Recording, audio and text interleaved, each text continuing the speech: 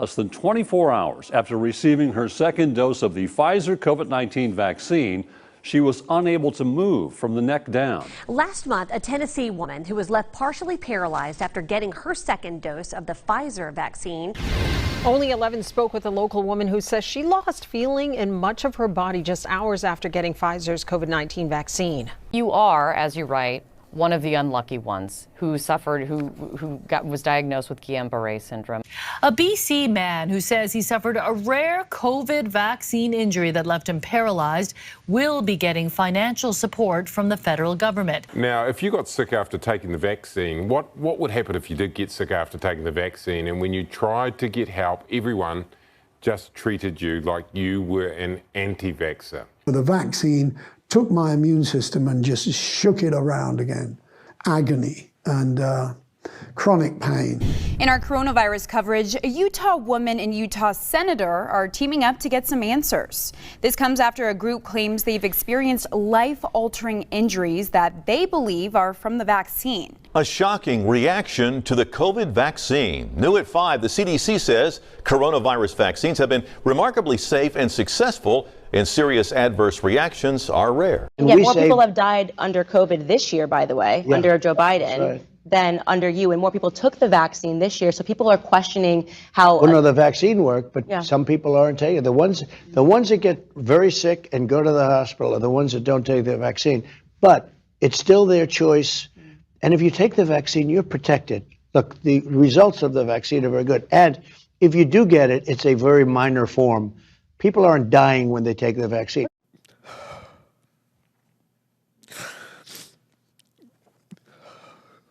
We used to go fishing, camping, do everything. We got the Pfizer vaccine because I thought it was to protect him.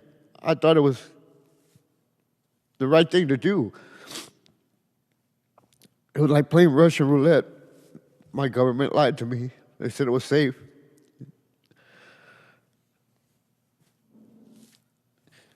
Now I go home to an empty house. This is a simple, basic proposition. If you're vaccinated, you're not going to be hospitalized, you're not going to be in an ICU unit, and you're not going to die. Multiple agencies are now investigating what caused his death. CBS 13's Marissa Perlman is in Auburn with the woman who says she witnessed that man getting this shot. Marissa? Yeah, a lot to learn about this one, Steve. First, the county posting on social media that a person was diagnosed with COVID-19 back in December and then died just hours after getting the vaccine on Thursday. This news now causing concern in this community, now questioning the safety of the COVID-19 vaccine. And the J&J, if you look at them, particularly in things that we really care about that are important, it's got greater than 85% efficacy after severe disease and critical disease, and there were no deaths or hospitalizations in any of the countries that were tested. And remember, they tested in the United States, in South Africa, and in South America. This is a good vaccine. I think we need to pull away from this comparing and parsing numbers until you compare them head to head. Just be really grateful that we have 3 really efficacious vaccines. Local woman says her mother died 2 days ago after receiving the Johnson & Johnson vaccine. And now she believes the dose is what caused her mother's sudden death. Off the top at 6, the CDC is investigating the death of an Ionia County wife and mother who received the Johnson & Johnson vaccine. It's one small step for Emma Berkey, but one giant leap in her recovery. It's about 6 months since Berkey suffered from rare blood clots after taking the Johnson & Johnson vaccine. From smiling with her family to an agonizing hospital stay, 51-year-old Nicole Audia says the Johnson & Johnson vaccine sent her into a physical tailspin. I was in the hospital for 6 weeks. I was out of work for 10. My heart will never be the same. And we've got to get to this other breaking story as we speak. The FDA and the CDC has announced that they are now recommending a pause in the use of Johnson & Johnson's vaccine. The FDA and CDC calling for a pause in the use of the single-dose shot out of an abundance of caution. Was a pause necessary in your view? Yes, I believe it was necessary for a couple of reasons. So what's going on here? Sudden death among healthy working age people worldwide is skyrocketing. Here in America, it was up 40% during the third and fourth quarters of 2021. Our next guest contends a 10% jump would have been a 1 in 200 year event, but this was 40%. And so we have a health problem, a national health crisis, and at the very least, it should be examined and discussed openly. Unfortunately, the vaccine is a taboo subject, and it's not allowed to be discussed in the mainstream media or pretty much anywhere near health authorities. So this is a problem that needs to be reckoned with. We need a national discussion about it. And if I'm proven wrong, that's great. But unfortunately, on Wall Street, when we see statistics like this, and trend changes like this, we become quite alarmed. And that's what I do for a living. Family says the mother and grandmother was healthy before she got her shot and that her sudden death came as a shock. Eyewitness News reporter Jessica DeNova has more. This Orange County son worries his mom died because of her second Moderna COVID-19 vaccine dose. A conversation with staff at the OC coroner's office about Griselda Flores' death raised red flags for Richard Cardenas and his family. They made it seem like this was not the first call that they had. And in this video, I'm going to be talking about a 13-year-old boy in Michigan who died 3 days after getting the Pfizer vaccine. The cause of death is being investigated by the CDC, and according to the patient's aunt on Twitter, the preliminary autopsy report showed that he had fluid around his heart. And it has been almost 7 months since Abby received the vaccine. Her right arm continues to shake. After exercise, with any weight-bearing exercise, it shakes uncontrollably. All of our questions and concerns were met with uncertainty. The doctors did not know. Could Abby's injuries get better? Could they get worse as she ages? Is this the early stages of Parkinson's? No one knows, and no one has any answers. Do you know why they don't know? There are no long-term studies available. Abby is a study. Brandy Parker McFadden is confined to her hospital bed at Vanderbilt. Can you walk right here? No, I can't walk. Less than 24 hours after receiving her second Pfizer COVID shot, she explains she lost her ability to move from her shoulders down. All they know is that prior to my vaccine, I was healthy, I was whole. And then after my vaccine, I had complete paralysis of my body. I've regained the upper body strength, and I'm working towards both toes moving on left and right. Schofield was active and healthy until about 2 weeks after receiving his second Pfizer vaccine in July of 2021. I started to get a tingling sort of heat sensation in my left foot. And then within 2 hours, I was paralyzed from the waist down. Both hands, they're, as you can see, they're curled in, and I don't have a lot of wrist strength.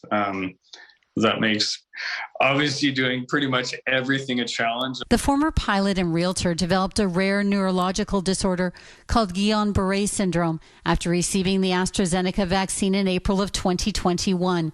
In September last year, Hayden, like millions of others, got his first Pfizer vaccine. 2 weeks later, while he and fiancée Jax were looking at wedding venues in Nelson, he started feeling like he was having a heart attack. I went to bed and woke up at about, I think it was about 3 a.m. with like severe chest pain. Every time my heartbeat was like a real deep stabbing pain. And I was like, babe, I'm in a bad way. I think I'm dying. And then we shot to the hospital in Nelson and we're like, oh yeah, you got pericarditis. It's been a long road to recovery for Matty John. It's a really uncomfortable and quite a frightening experience. He felt like he was having a heart attack 2 days after getting the Pfizer vaccine. I went and had the second and then it got really bad. And within about a week, I had lost, my hands didn't really work. It's there until I go to bed, and I take sleeping pills because I can't sleep because of the pain. Brianne Dressen is a preschool teacher in Saratoga Springs who participated in the AstraZeneca clinical trial back in November. We all knew that some people were going to draw the short straw. And that includes her. I'm on the bowling team from the high school, Dyer County. And I noticed when I was throwing the ball that I couldn't feel my arms or legs. So I was freaking out. Her parents took her to see a doctor in Jackson. When we got in finally, my doctor, my PA, told me like right off the bat what she thought it was. She was like, "You have Guillain-Barré." In the morning, I was just looking and I thought, gosh, something is weird with my face. And I thought, whatever, I slept funny, no big deal. And by the end of the day, my husband even, I was asking him, like, this is weird now. And even with kindness, he had to say, yes, it was. A phone consult with Gibson's doctor confirmed that she had developed Bell's palsy, a form of facial paralysis. Sean Muldoon developed serious blood clots in April 2021 after getting the AstraZeneca vaccine. He needed emergency life-saving surgery to remove about 2 meters of his intestine. He's doing much better, but still has health challenges. He's still waiting for compensation. My injury was confirmed to be vaccine-induced within days of my first surgery. I'm aware of thousands of people like me across the world who have been struggling to get their doctors to work with them, to try and provide treatments or study them. The scale of this is enormous, Madam Deputy Speaker, and I don't think the government has come to terms with the extent of it. You've got a situation here again where the minister is blaming the service authority are blaming the minister, and who are suffering? The victims of these vaccine damage incidents, which I fear those victims are not going to go away, and nor is this issue, and I hope the government's going to address it. My friend Katrina, she is 28 years old. She was perfectly healthy before. She only had 1 dose of the Pfizer vaccine. 5 days later, she was beginning to experience brain fog. Now she's had a stroke. She's had 3 suspected heart attacks. And she's a very good friend of yours? Yeah. 3 people that I met in June when we had our event on vaccine injuries. And we're going to start with Stephanie, who's the mom of Maddie DeGarry. Maddie participated in the Pfizer trial for children. When she was 12, she's now 13 years old, vaccine injured. And both Bree and Maddie have tragically and unfortunately been cast aside, ignored, forgotten by the vaccine manufacturers and by our healthcare agencies. So I'm so grateful that Stephanie and Maddie, you could come here. Stephanie, why don't you tell your story? Okay. Hi, my name is Stephanie DeGarry, and this is my daughter Maddie. When she was 12 years old, she participated in the Pfizer COVID vaccine trial for 12 to 15-year-olds at Cincinnati Children's Hospital. This is the first trial any of my kids have ever been in. I never had considered ever putting them in a trial before, but this seemed like, when they asked if they could be in it, it seemed like a win-win, So it's been over 9 months since she got her second dose. She can't walk. She's in a wheelchair. She has an NG tube for all of her nutrition. She has constant pain in her stomach, back, and neck. She was over there laying on chairs because she can't make it through this. She can't feel her legs, and that's just the tip of the iceberg. When she got her first dose, her reaction was typical. She had fever, body aches, and fatigue, and it went away in a couple days. When she got her second dose, she had immediate pain where she had gotten the injection, and the first thing she told me because her dad took her, was that didn't happen. That hurt way more than the first time, like enough to point it out. In less than 12 hours, she developed severe abdominal pain, horrible nausea, painful electric shocks on her spine and neck.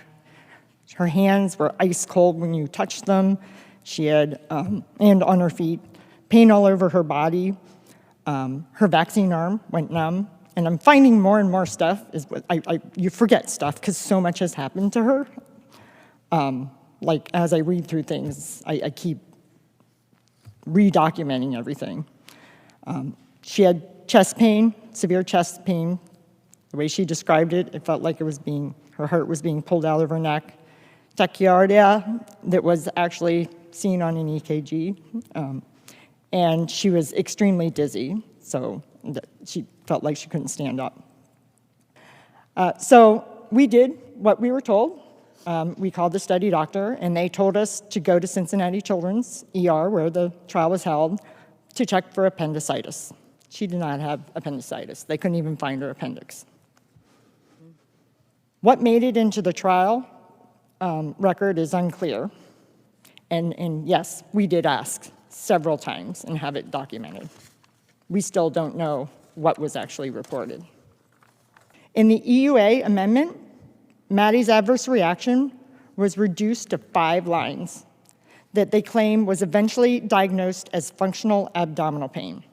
By the data cutoff for the trial, on March 13th, Maddie experienced over 35 adverse events, different things happening to her, very similar to all the stories that you're hearing here. This happened during the trial. Some examples are blood in her urine, 7 times, decreased vision, loss of feeling from her waist down, dizziness, fainting, tremors, muscle weakness, and more. They're all available in the slides, all of her reactions. None of these were mentioned in either document. She went to the ER 9 times and was hospitalized 3 times for a total of 63 days, and this was by June 1st. Look at the dates of that article and around when this was approved. Maddie was in the hospital when the EUA was approved for 12 to 15-year-olds. The doctor did not even know it. Does your child, when they have a stomach ache, does that put your child in a wheelchair? Does your child's stomach ache require a feeding tube? Does your child spend 64 days in hospital for their stomach ache? If they did a urine test when they have a stomach ache, would there be blood in their urine? I don't think so. I thought that Maddie would be in the best hands possible, and the rare chance she has a severe reaction, that was not the case. They did everything in their power to hide everything that happened to her. And that is why this is happening to all these other people and kids.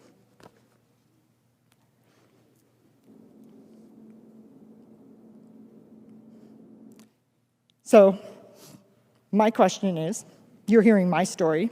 Maddie was not kicked out of the trial, so she's still in it. By the way, so is my son Lucas, who he was in the placebo group, and he did not get the vaccine. So they have one person, if you want to know that they can, and he hasn't had COVID. If they minimalize Maddie's reaction to the vaccine like this, I wonder what really happened to those in the clinical trials who had a reaction to the first dose. They never got to have the second dose. That means they're out of the trial. They're disqualified. I wonder what else was hidden.